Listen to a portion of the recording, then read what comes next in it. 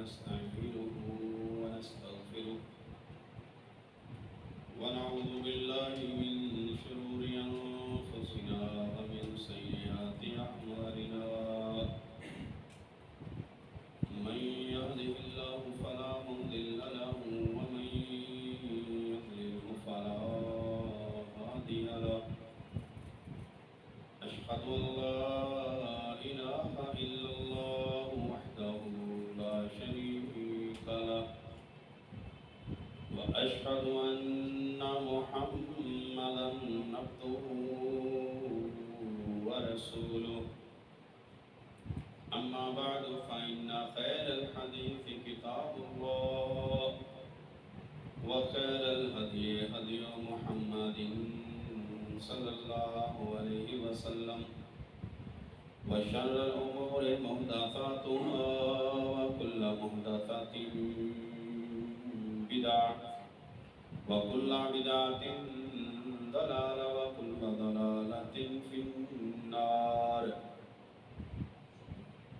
يا أيها الذين آمنوا اتقوا الله حق تقاته ولا تموتن إلا وأنتم مسلمون يا أيها الناس اتقوا ربكم الذي خلقكم من نفس واحدة وخلق منها زوجها وبث منهما رجالا كثيرا ونساء واتقوا الله الذي تساءلون به والأرحام إن الله كان عليكم رقيبا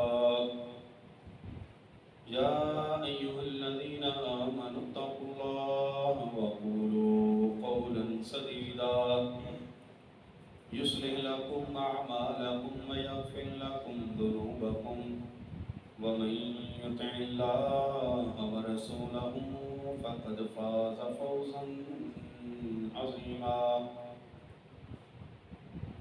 اللهم صل على محمد وعلى آل محمد كما صليت على إبراهيم وعلى آل إبراهيم إنك حميد مجيد اللهم بارك على محمد وعلى آل محمد كما باركت على إبراهيم وعلى آل إبراهيم إنك حميد مجيد رب اشرح لي صدري ويسر لي أمري واحلل عقدة من لساني يفقهوا قولي رب زدني علما رب زدني علما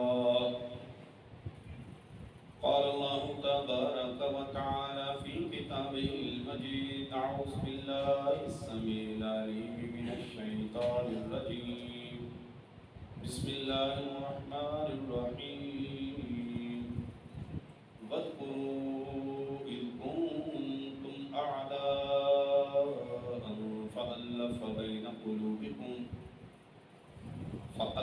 بين قلوبكم فأصبحتم بنعمته إخوانا وكنتم على شفا حفرة من النار فأنقذكم منها كذلك يبين الله لكم آياته لعلكم تهتدون اللہ کا احسان ہے، اللہ کا شکر ہے کہ اللہ نے ہمیں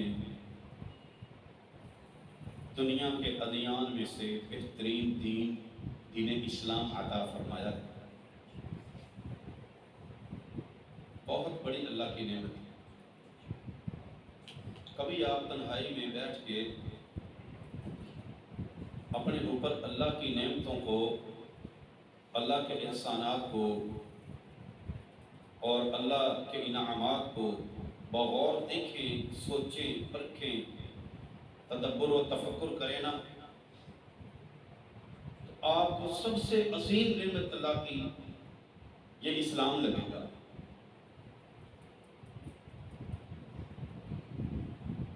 کیسے لگے گا؟ دنیا کے مذاہب کو دیکھ کے، دنیا کے ادیان کو دیکھ کے اور دنیا کی تہذیبوں اور ثقافتوں کو اپنے سامنے رکھیں اور پھر اسلام، صحیح اسلام جو اللہ نے نازل کیا محمد رسول اللہ صلی اللہ علیہ وسلم پر، وہ والا اسلام جس کے تابع رہنے کا اللہ نے ہمیں حکم فرمایا ہے، وہ اسلام جس کے لیے محمد رسول اللہ صلی اللہ علیہ وآلہ وسلم دن اور رات، صبح و شام بڑی محنت، کوشش اور کاوش کر کے لوگوں کو اس میں داخل کرنے کی کوشش میں لگے ہوئے ہیں. وہ اسلام جس کی اسلام کے لیے صحابہ نے اپنی جانوں کے نذرانے پیش کرنے میں بھی کوئی عار نہیں سمجھی. وہ اسلام، وہ خوبصورت اسلام جو قرآن و سنت والا اسلام ہے، وہ والا اسلام. آپ اس اللہ کے دین اسلام کو سامنے رکھیں، اس کی تعلیمات کو سامنے رکھیں اور سائڈ پہ پوری دنیا کے مذاہب کا موازنہ کر رہے ہیں. آپ کو اللہ کی قسم محسوس ہوگا کہ میرے رب نے ہمیں بہت ساری نعمتوں میں سے بہت بڑی نعمت دین اسلام عطا. میں نے آپ کے سامنے اللہ تبارک و تعالیٰ کے کلام میں سے آیت پڑھی ہے، وَاذْكُرُوا إِذْ كُنْتُمْ أَعْدَاءً، کہ وہ وقت میں ذرا یاد کرو نا کہ جب تم آپس میں دشمن تھے، تم آپس میں ایک دوسرے کی جان کے بڑے دشمن تھے. چھوٹی چھوٹی باتوں پر، چھوٹے چھوٹے معاملات میں ایک دوسرے کی جان لینے کو، قتل کرنے کو کوئی بڑی بات اور عار نہیں سمجھتے تھے. تم حیوانوں کی زندگی، جانوروں کی زندگی بسر کر رہے تھے. فَأَلَّفَ بَيْنَ قُلُوبِكُمْ، پھر خالق کائنات کو تمہارے اوپر اپنے رحم آیا.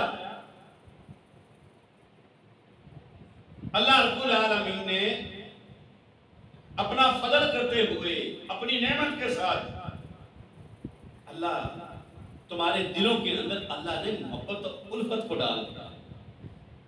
میں کہا کرتا ہوں کہ اللہ تبارک و تعالیٰ نا دلوں کا مالک ہے. یاد رکھیے، یہ دل اللہ کی دو انگلیوں کے درمیان ہے. یقلبها کیف یشاء، اللہ ان کو جہاں چاہے اللہ پھیر دے. اللہ رب العالمین کے ہاتھ میں. یاد اللہ نے قرآن کے اندر فرمایا ہے نا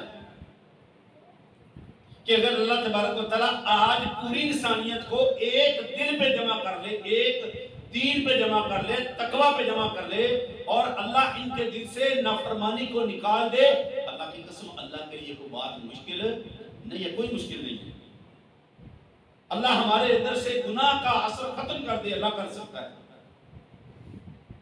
لیکن اللہ نے فرمایا لِيَبْلُوَكُمْ، اللہ تمہیں آزمانا چاہتا ہے، تمہارا امتحان لینا. وہ شقی اور سخت دلوں کے مالکوں میں، دلوں کے مالک جو تھے ان کے دلوں میں اللہ نے وہ شقاوت، وہ بڑا ایک دوسرے کے ساتھ عداوت اور دشمنی کا جو عنصر تھا اس کو نکال کے اللہ نے محبت کا عنصر ڈال دیا. اللہ نے آپس میں رشتوں کی پہچان کروا. باپ کو بیٹے کا پتہ نہیں تھا، بیٹے کو باپ کا پتہ نہیں تھا، میاں بیوی سے دور تھا، بیوی میاں سے دور تھی، رشتہ داریاں آپس میں ختم تھی، کوئی تعلق لوگوں کا آپس میں مضبوط نہیں تھا. اللہ فرماتے ہیں فَأَلَّفَ بَيْنَ قُلُوبِكُمْ فَأَصْبَحْتُمْ بِنِعْمَتِهِ إِخْوَانًا، پھر خالق کائنات نے تمہارے دلوں سے اس بہت بڑی عداوت، دشمنی اور شقاوت کو، سخت دلی کو اللہ تبارک و تعالیٰ نے نکال کے تمہارے دلوں میں الفتیں ڈال دی، محبتیں ڈال دی. فَأَصْبَحْتُمْ بِنِعْمَتِهِ، اس کی نعمت اور اس کے اللہ تبارک و تعالیٰ کے احسان کے ساتھ اور اس کے فضل و کرم کے ساتھ تم سارے کے سارے آپس میں بھائی بن گئے. یہ اللہ کا فضل. اللہ نے تمہیں رشتوں کی پہچان کرا. وَمِنْ آيَاتِهِ أَنْ خَلَقَ لَكُمْ أَزْوَاجًا لِتَسْكُنُوا إِلَيْهَا. بھائی بھائی کا رشتہ ہے، باپ بیٹے کا رشتہ ہے. یہ پہچان کروا دی ہے باپ کے لیے کیا ضروری ہے، بیٹے کے لیے کیا ضروری ہے، باپ کے حقوق کیا ہیں، بیٹے کے فرائض کیا ہیں. باپ کے فرائض ہیں تو بیٹے کے حقوق ہیں، بیٹے کے حقوق ہیں تو باپ کے فرائض ہیں، میاں کے حقوق ہیں تو بیوی کے فرائض، بیوی کے فرائض تو میاں کے حقوق. یہ سارا سسٹم اللہ نے تمہیں اسلام دے کے سمجھا دیا. میں آج دو رشتوں کی بات کروں گا، میاں بیوی اور اولاد، جس میں ہم سے بڑی سستیاں ہو رہی ہیں. اللہ فرماتے ہیں وَمِنْ آيَاتِهِ أَنْ خَلَقَ لَكُمْ أَزْوَاجًا. اللہ تبارک و تعالیٰ کی نشانیوں میں سے ایک نشانی ہے کہ اللہ رب العالمین نے تم کو انسانوں کو جوڑا جوڑا بنا دیا. لِتَسْكُنُوا إِلَيْهَا. اللہ نے مردوں، یاد رکھو آدمیوں، بندوں، اللہ نے تمہیں بیویاں دی ہیں. لِتَسْكُنُوا إِلَيْهَا. اس رشتے کو اللہ نے بنا کے تمہیں سکون بخشا ہے. لِتَسْكُنُوا إِلَيْهَا. یہ آج اس رشتے کو ایک مذاق بنا دیا گیا. ممبروں پر کھڑے ہونے والے بھی، علماء کرام بھی آج ماں اور باپ کے حقوق بیان کرنے میں کوئی نہیں، سارے ماں اور باپ کے حقوق بیان کرنے میں لگے ہیں. ضروری ہیں، کوئی شک نہیں ہے. بڑے حقوق اللہ نے بیان فرمائے، اللہ کے رسول نے بیان فرمائے، ضروری ہیں.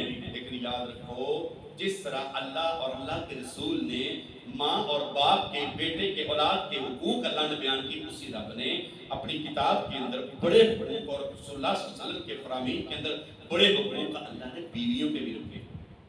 مولوی شرماتے بیچارے بیوی کے حقوق بیان نہیں کرتے. لو جی اب لوگ کیا کہیں؟ کیوں بھائی؟ کہ آپ کی غیرت، آپ کی حمیت، آپ کی شان، آپ کی آن اور بان محمد رسول اللہ صلی اللہ علیہ وسلم سے زیادہ ہے؟ پیارے نبی علیہ السلام فرماتے ہیں خیرکم خیرکم لأہلہ. تم میں سے بہترین وہ شخص ہے خیرکم خیرکم لأہلہ، جو اپنی بیوی، اپنے گھر والوں کے لیے بہترین اخلاق کا مالک وہ ہے جو اپنی بیوی کے لیے بہترین ہے. یہ بات لوگوں کی ہمدردیاں لینے کے لیے، تعریفیں کروانے کے لیے یہ بار اخلاق بہت اچھا لگتا ہے، لیکن بیوی کے ساتھ ہر وقت گندے رویے کے ساتھ، غلیظ رویے کے ساتھ اور جناب گندے طریقے کے ساتھ اس کے ساتھ پیش آنے والا، اللہ تبارک و تعالیٰ کو ایسے اخلاق کی ضرورت نہیں. نبی علیہ السلام نے فرمایا ان اقربکم منی، قیامت والے دن تم میں سے سب سے زیادہ میرے قریب کون ہوگا؟ فرمایا احسنکم اخلاقا، تم میں سب سے زیادہ جو بہترین اخلاق کا مالک ہے نا، بہترین اخلاق، اپنی زبان کو بڑا سوچ سمجھ کے استعمال کرتا. فرمایا قیامت والے دن وہ سب سے زیادہ میرے قریب ہوگا، وہ قیامت والے دن میرے قریب ہوگا. اور فرمایا کہ لوگوں میں تمہیں یہ حکم دیتا ہوں اپنی بیویوں کے بارے میں بڑے محتاط رہو. آسمان والے رب کو تم نے ان کی جو اللہ رب العالمین نے جو عزت اللہ نے رکھی ہے اس کو کہیں پامال کر کے تم اللہ کے نافرمان نہ ہو جاؤ. پیارے نبی صلی اللہ علیہ وآلہ وسلم کی پیاری بیوی اما عائشہ رضی اللہ تعالی عنہا فرماتی ہیں کہ میں اللہ کے نبی صلی اللہ علیہ وآلہ وسلم کو گھر میں نہ پایا. تھوڑی دیر کے بعد اللہ کے نبی صلی اللہ علیہ وسلم آئے تو میں نے کہا واہ راسا، اللہ کے نبی صلی اللہ علیہ وسلم میرا سر گیا، میرا سر پھٹ رہا ہے، درد سے شدید درد ہے. اما عائشہ فرماتی ہیں پیارے نبی صلی اللہ علیہ وسلم نے میرے پاس قریب بیٹھ کے میرے سر کو دبانا شروع کر دیا اور فرمایا واہ راسا، عائشہ تیرے سر میں درد نہیں ہے، درد تو میرے سر میں ہے. اور فرمایا لا تخافی، میری عائشہ ڈرنے کی ضرورت نہیں ہے، پریشان ہونے کی ضرورت نہیں. نبی علیہ السلام نے فرمایا عائشہ لو متی، اگر تیری موت میری زندگی میں آ گئی نا. سنیں میرے عزیزو، پیارے نبی صلی اللہ علیہ وسلم کی تعلیمات کیا ہیں اور آج کے دور کو مولوی فتوی بازی کیا دے رہا ہے. نبی علیہ السلام نے فرمایا عائشہ اگر تو میری زندگی میں میرے سامنے فوت ہو گئی تو عائشہ لغسلتکی، میں سب سے پہلے خود اپنے ہاتھوں سے تجھے غسل دوں گا۔ یہ آج کا عقیدہ مولوی نے جو بنایا ہے نا تیرا،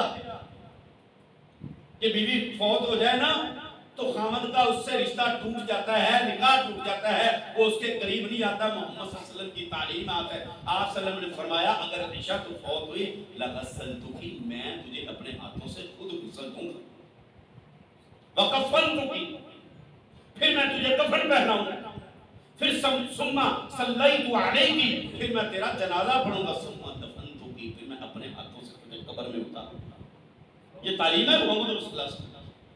یہ کہتا نہیں نہیں، میری غیرت اجازت نہیں دیتی، اور تو بے غیرت ہے، تو دیوس، تو اسلام سے آری ہے، تجھے اسلام کا پتہ ہی نہیں ہے۔ تو کہتا نہیں، تو چار پہی کو بھی ہاتھ نہیں لگا سکتا، نہ آدمی اتارنے کی تو دور کی بات کی۔ یہ جاہل طبقہ ہے، یہ جاہل قوم ہے، بیویوں کے حقوق نہ زندگی میں پورے کیے اور نہ مرنے کے بعد کیا جواب ہوگا اللہ کے پاس؟ بتائیں مجھے، اللہ رب العالمین کی عدالت میں کھڑا ہوگا تو کیا جواب؟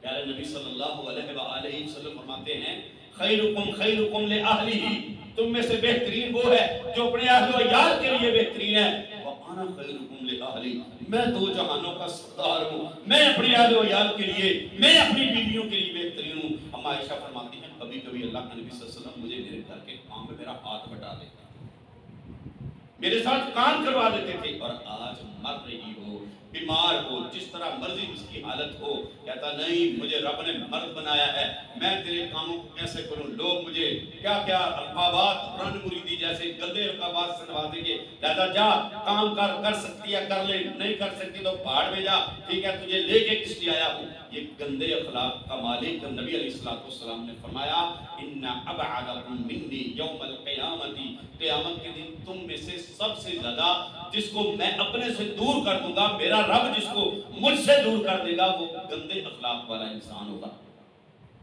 جس کا اخلاق گندا ہے، جس کی زبان گندی ہے۔ اور یاد رکھیں بھائی، ہم جب بھی اپنے بچوں کا رشتہ کریں نا، اپنے بچوں کا رشتہ کرتے وقت ہم بہت بڑی زیادتی کر دیتے ہیں۔ نبی علیہ السلام نے فرمایا تنکح المرأۃ لاربع، ایک عورت کی شادی ہوتے وقت چار چیزیں معاشرے میں دیکھی جاتی ہیں، تنکح المرأۃ لاربع، چار چیزیں دیکھی جاتی ہیں۔ معاشرے والے لوگ چار چیزیں نوٹ کرتے ہیں۔ ہمارے گھروں میں سکون کیوں نہیں ہے؟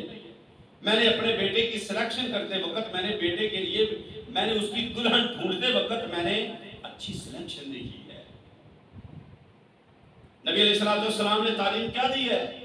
چار چیزیں دیکھی جاتی ہیں، لحسنھا وجمالھا ولدینھا ولمالھا ولنسبھا۔ اس کی شادی، عورت کی شادی ہوتے وقت لوگ یا تو اس کی خوبصورتی دیکھتے ہیں، یا اس کا حسب اور نسب برادری قبیلہ دیکھتے ہیں، یا اس کا مال دیکھتے ہیں کہ عورت مالدار ہے، شادی کر دو اس نوجوان لڑکی کے ساتھ، بڑی مالدار ہے، آپ کا بیٹا مالدار ہو جائے گا۔ گندی نیت پہلے دن تھی، مال تو لے کر آئی۔ چوتھی چیز آپ صلی اللہ علیہ وسلم نے فرمایا لدینھا، چار چیزیں ہیں، چوتھی اور آخری چیز آپ نے، میں اس کا دین دیکھ کے اس کی شادی کی جاتی ہے۔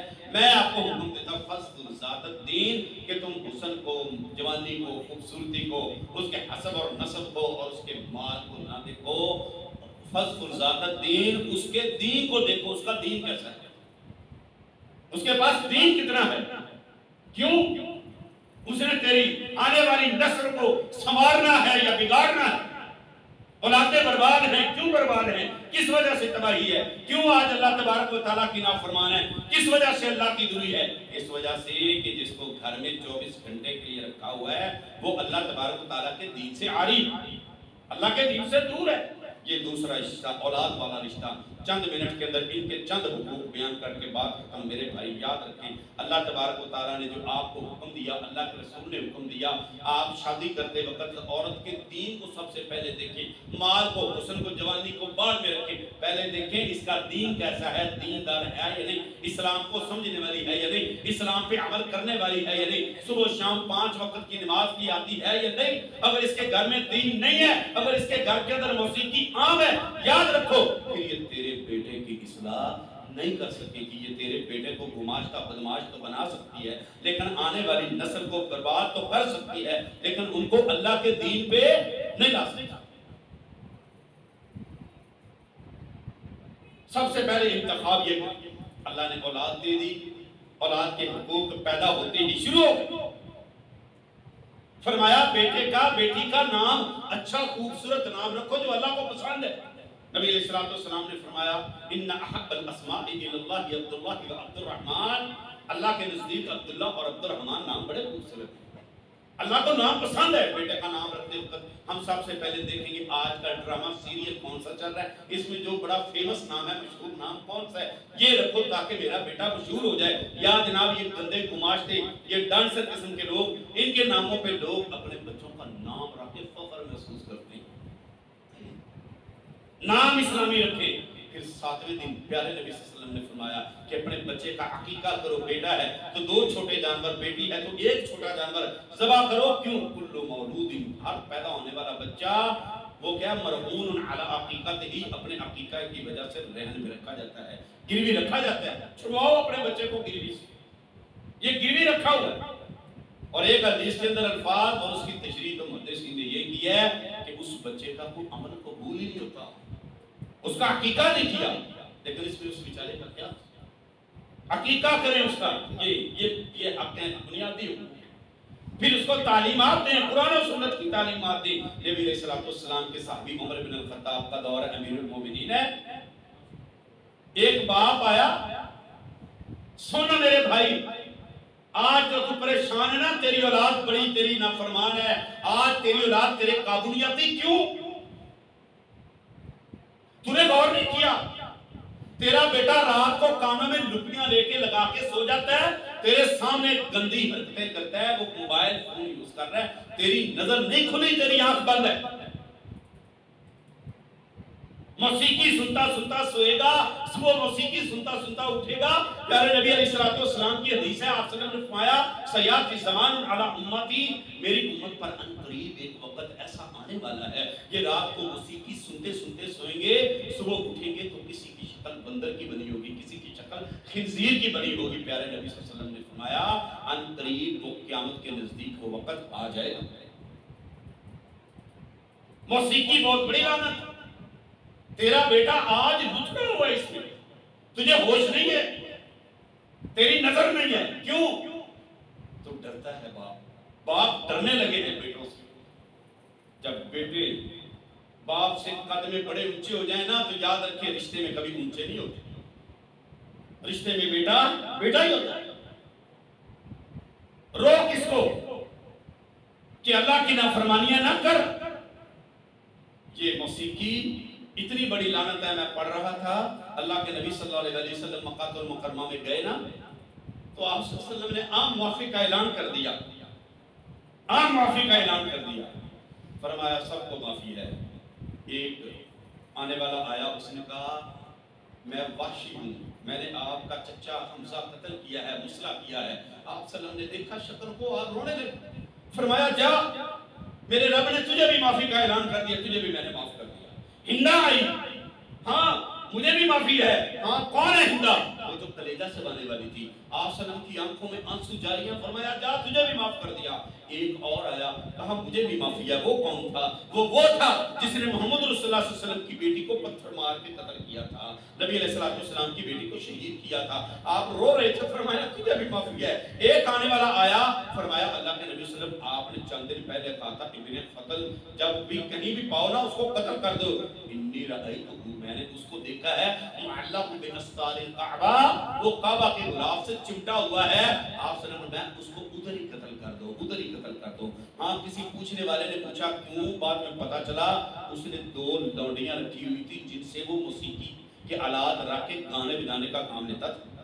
نبی علیہ السلام قرآن سناتے تھے, وہ رسول اللہ صلی اللہ علیہ وسلم کی انسلٹ کرتا تھا, ہجو کرتا تھا اور موسیقی کے ساتھ. آپ صلی اللہ علیہ وسلم نے فرمایا اس کو وہی پر قتل کر دو, موسیقی کا اتنا بڑا گناہ ہے. آج بڑے بڑے جناب, بڑی بڑی مولویوں اور علماء کے محفلوں میں موسیقی کے آلات کے اوپر قرآن پڑھا جا رہا ہے, محمد کی تعریف کی جا رہی ہے. قرآن پڑھاؤ ان کو, اپنے بیٹوں کو قرآن پڑھاؤ. عمر رضی اللہ تعالیٰ عنہ نے آنے والے کو دیکھا, وہ آ جی جی کیا معاملہ ہے؟ کہنے لگا میرا بیٹا نافرمان ہو گیا، میرا بیٹا بڑا گستاخ ہو گیا۔ حضرت عمر نے اپنی فوج کو، پولیس والوں کو بھیجا، جاؤ اس کے بیٹے کو گرفتار کر کے لے آؤ۔ گئے، بیٹے کو گرفتار کر کے لایا۔ بیٹے کو جب دیکھا نا حضرت عمر نے تو باپ سے سوال کیا، باپ سے سوال کیا کیا؟ کم علمتہ من القرآن والسنہ، تو نے اس کو قرآن کتنا پڑھایا ہے، محمد ذیشان کا فرمان کتنا پڑھایا ہے؟ باپ کا سر جھک گیا، خاموش ہو گیا۔ بیٹا بولا، کہنے لگا یا امیر المومنین ما علمنی ابی ولو آیۃ من القرآن، میرے باپ نے تو مجھے قرآن کی ایک آیت بھی نہیں پڑھائی، میرے باپ نے مجھے قرآن نہیں پڑھایا، میرے باپ نے مجھے حدیث نہیں پڑھائی، دنیا میں جینے کے رہنے کا طریقہ اور سلیقہ تو بتایا ہے، مجھے قرآن نہیں پڑھایا۔ حضرت عمر غصے ہونے لگے، مجھے بتا تیرا بیٹا تیرا فرمان بردار کیسے بنے، جس کو تمہیں قرآن، جس نے دنیا کے اندر رہنے کا طریقہ سلیقہ سکھانا تھا، جس نے تیری عزت کرنا سکھانی تھی، وہ قرآن تو تمہیں پڑھایا نہیں، کیسے تیری عزت کرے؟ آج اپنے بچوں کو دنیا کے بڑے بڑے علوم فنون پڑھائیں، یہ دنیا کے علوم، ڈاکٹر، یہ انجینئر بن جائے گا، پیسہ کمانے کے قابل ہو جائے گا، لیکن اللہ کی قسم اگر آج یہ تیری اولاد اگر یہ قرآن سے دور رہی نا تو یاد رکھ اس کی نہ دنیا صحیح طرح بنے گی نہ آخرت۔ اپنی اولادوں کو قرآن پڑھائیں، کیا ملے گا قرآن؟ نبی علیہ الصلوۃ والسلام نے فجر کی جماعت کرائی، ٹائم ہو گیا، آج میں 5 منٹ کی اجازت لیتا ہوں آپ سے، اجازت ہے؟ نبی علیہ الصلوۃ والسلام فجر کی جماعت کروا کے فارغ ہوئے، آپ صلی اللہ علیہ وسلم نے فرمایا رات کو میں نے عجیب ہی منظر دیکھا ہے۔ کیا دیکھا؟ اللہ کے نبی صلی اللہ علیہ وسلم فرمایا مجھے جبریل جنت کی سیر کروا رہے تھے، میرے کانوں میں قرآن کی آواز آنے لگی، کوئی بڑی خوبصورت آواز میں قرآن کی تلاوت کر رہا تھا، میں حیران ہوا، پوچھا جبریل یہ کون ہے جو اللہ کی جنت میں تلاوتیں کر رہا ہے، اللہ کی جنت سے تلاوتوں کی آواز آ رہی ہے؟ جبریل فرمانے لگے نہیں نہیں اللہ کے نبی صلی اللہ علیہ وسلم، یہ قرآن کی تلاوت جنت میں نہیں ہو رہی، یہ قرآن کی تلاوت آپ کے شہر مدینہ میں ہو رہی ہے۔ فرمایا کون کر رہا ہے؟ فرمانے لگے نعمان کا چھوٹا بیٹا عارضہ 8-9 سال کا بچہ ہے، جب قرآن پڑھتا ہے نا تو آسمان والا رب اس کی آواز کو جنت کے ساتھ، اس کی آواز کے ساتھ جنت گونج جاتی ہے۔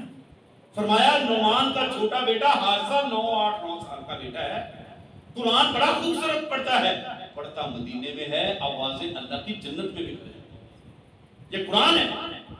اسید بن حضیر رضی اللہ تعالیٰ عنہ اللہ اکبر پیارے نبی صلی اللہ علیہ وسلم کے پاس آئے، آ کر فرماتے ہیں اللہ کے نبی صلی اللہ علیہ وسلم رات کو میں نے بھی ایک عجیب منظر دیکھا ہے۔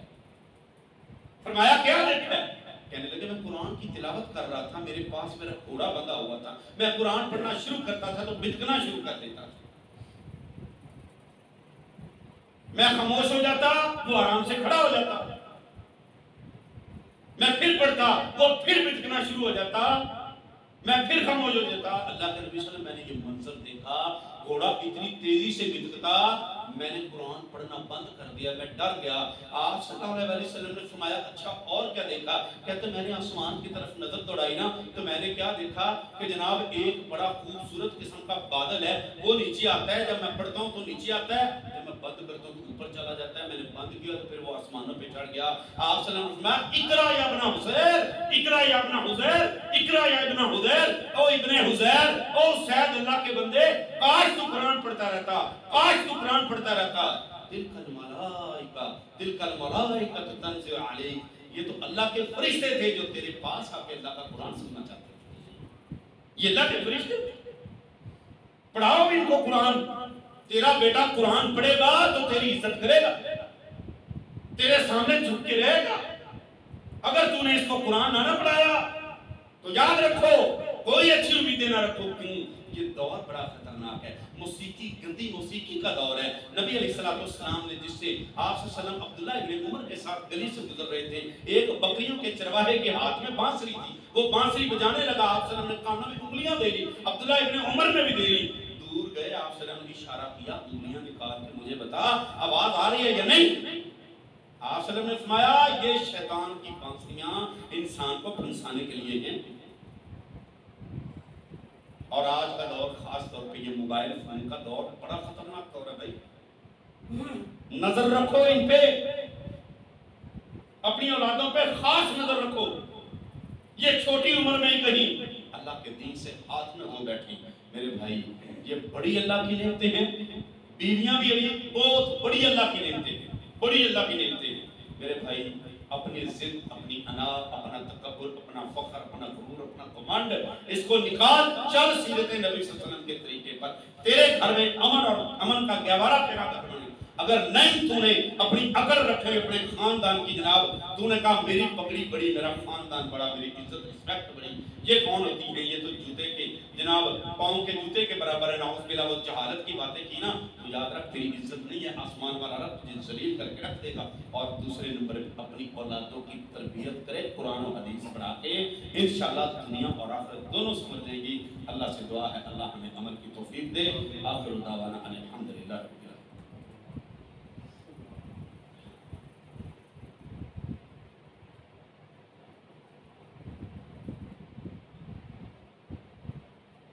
إن الحمد لله نحمده ونستعينه ونستغفره ونعوذ بالله من شرور أنفسنا ومن سيئات أعمالنا من يهده الله فلا مضل له ومن يضلل فلا هادي له أشهد أن لا إله إلا الله وحده لا شريك له وأشهد أن محمدا عبده ورسوله اللهم صل على محمد وعلى آل محمد كما صليت على إبراهيم وعلى آل إبراهيم إنك حميد مجيد اللهم بارك على محمد وعلى آل محمد كما باركت على إبراهيم وعلى آل إبراهيم إنك حميد مجيد ربنا آتنا في الدنيا حسنة وفي الآخرة حسنة وقنا عذاب النار اللهم اغفر لنا ولإخواننا الذين سبقونا بالإيمان ربنا تقبل منا إنك أنت السميع العليم وتب علينا إنك أنت التواب الرحيم صلى الله تعالى على خير خلقه محمد وآله وصحبه أجمعين برحمتك يا رب